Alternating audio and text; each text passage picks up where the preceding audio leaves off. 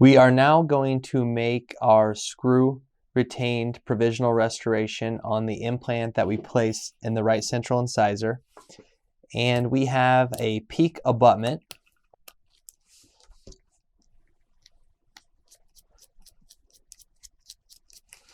And the first thing that we're going to do is we're going to remove the margin from this abutment. If we go to seat it, it may in fact bind on some of the materials. So very quickly, I'm going to place it onto an implant analog just for the sake of making it easier to work with.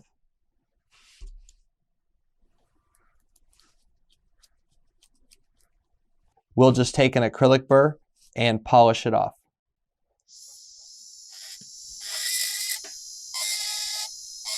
We can also adjust the emergence profile on this PEEK abutment if it were binding with bone that we ideally wanted to remain in the patient's mouth.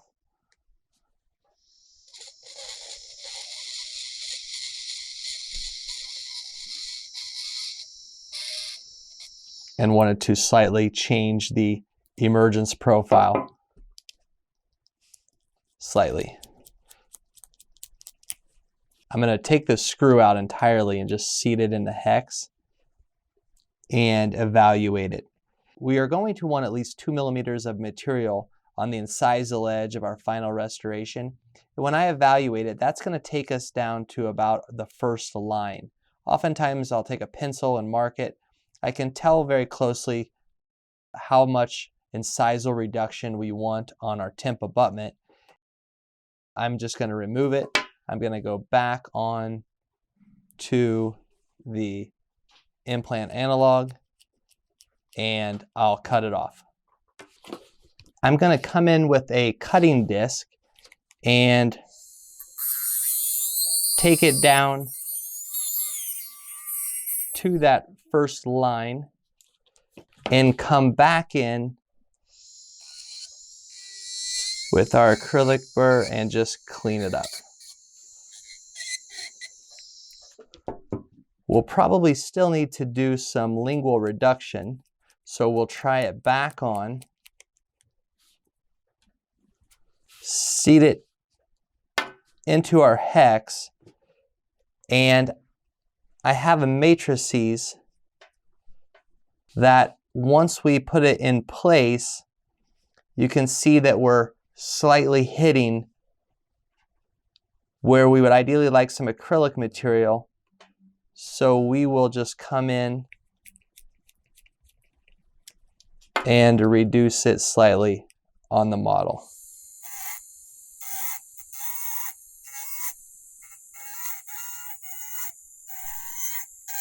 And we'll do a small bevel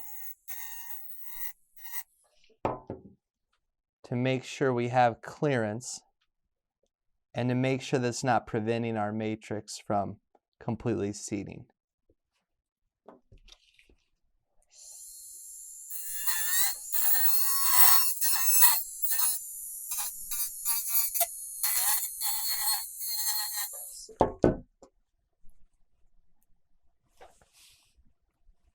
And you can tell we now have clearance. I'll remove it entirely just to clean it up.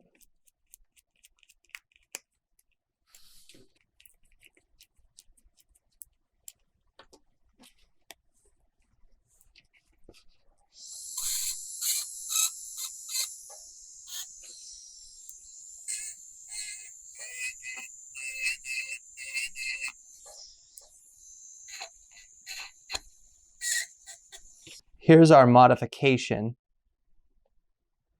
And before I go back onto the model, I'm going to coat this with some dentin adhesive. This will just prevent any separation of our material from the PEEK material. We'll transfer back onto our model.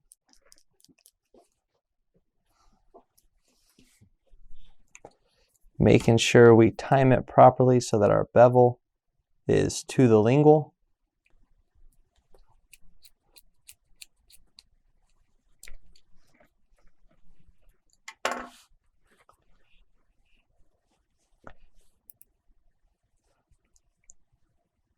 And we can see that we're clearly clearing, and we're ready to go. We have a second matrix, which is going to fit over our model that we have made from a diagnostic wax up, and we will simply cover our screw hole with a cotton pellet.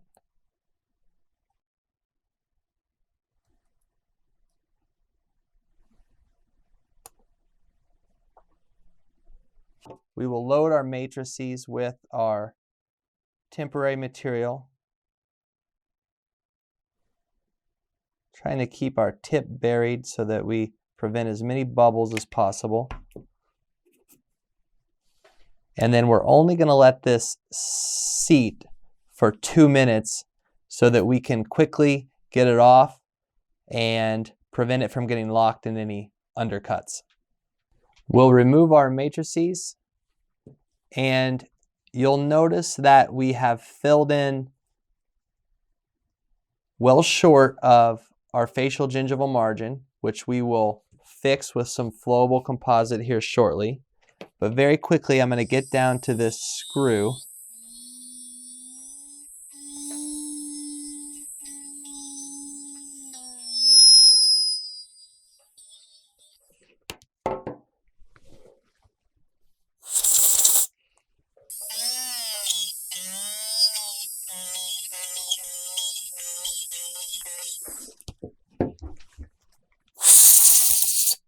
We'll remove our cotton pellet.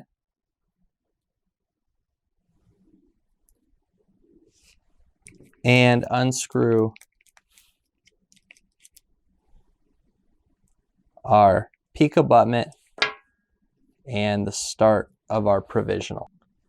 Now you'll notice I have a small bubble on the mesioincisal line angle right on this edge, and then I have some considerable subgingival contour that we're going to need to form.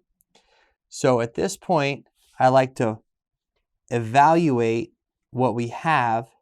We want to make any composite additions now before we remove the oxygen inhibited layer. I will reapply some adhesive and cure.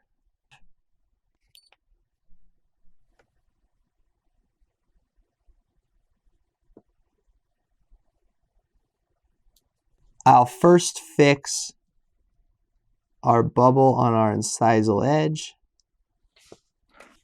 and now we will finish the emergence profile of our temp abutment. The key here is to err on not blocking out your interproximal papilla and finishing your facial emergence profile in a way so that you start to develop the facial gingival margin without pushing any tissue that you're ideally going to utilize in your pink aesthetic score without applying so much contour that you push it in an apical direction.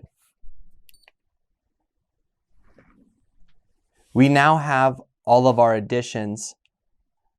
Everywhere we wanted to add contour, we have now added.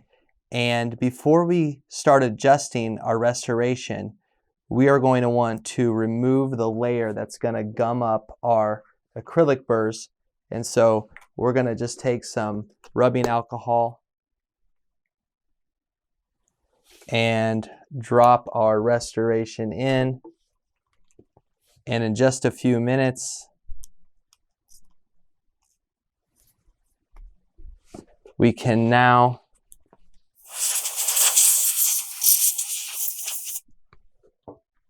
start adjusting, and we won't gum up our acrylic burrs. To make it easier to handle, I'll go back onto our implant analog.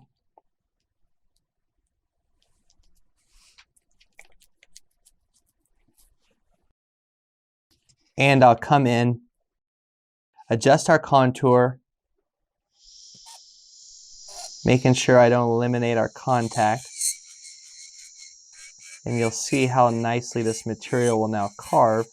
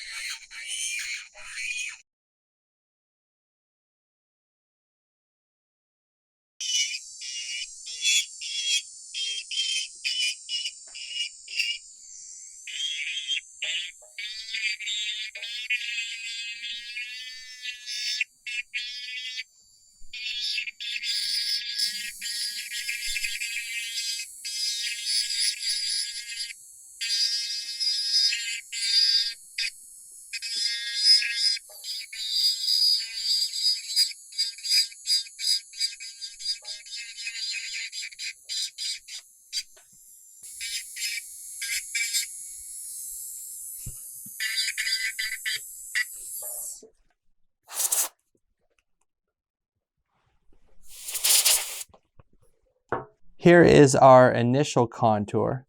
You can see our emergence coming off of the implant on the facial,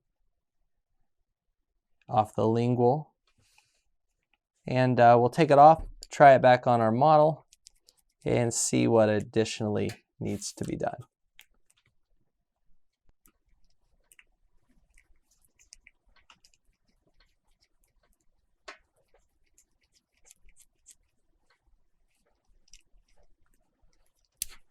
We have a little bit too much contour here.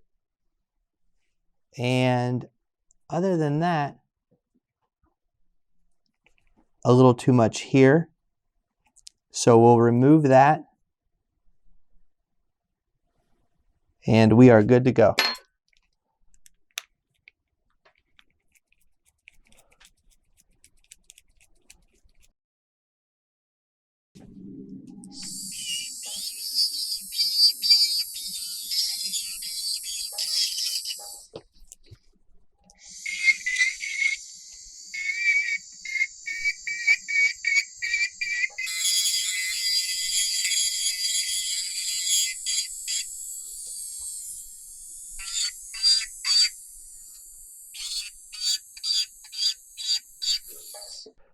I like to use these Vision Flex wheels to contour the line angles.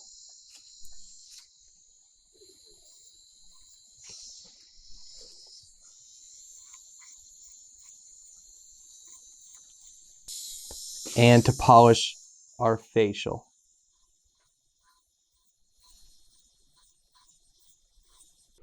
Our contour is complete, and we will come in with some porcelain polishing wheels and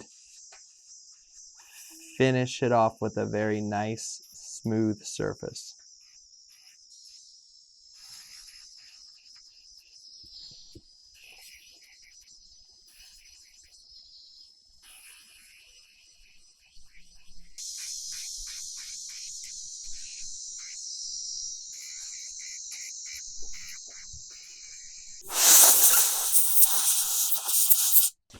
As far as adjusting the final access, I like the access to be opened enough and in the long axis of the implant so that it's possible to back the screw all the way out of the provisional.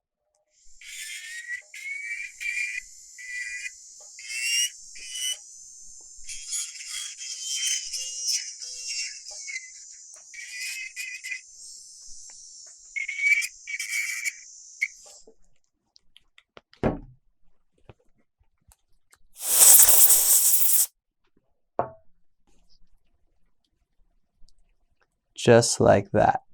And then try it back on our model.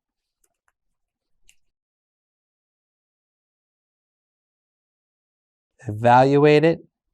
Make sure we like our contacts. Make sure we like our incisal edge length. Make sure we like our facial contour. Making sure that we like the architecture of our facial gingival margin, which will ultimately dictate the patient's facial gingival margin, and then of course make any adjustments at this point that we want.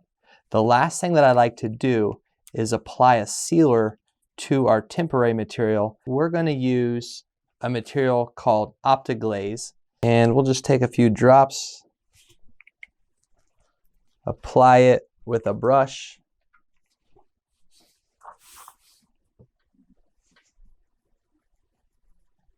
and any tiny void, it will fill, it will seal the material. This is a light cured material. So remember, the patient's going to be wearing this for several months while the implant integrates, and then any subsequent tissue sculpting that we want to do, I'll lightly hit it with air.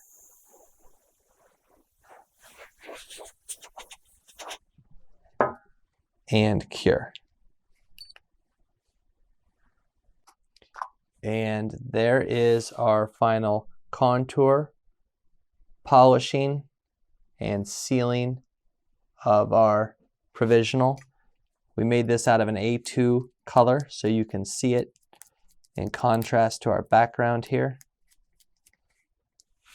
We'll put it back on our model.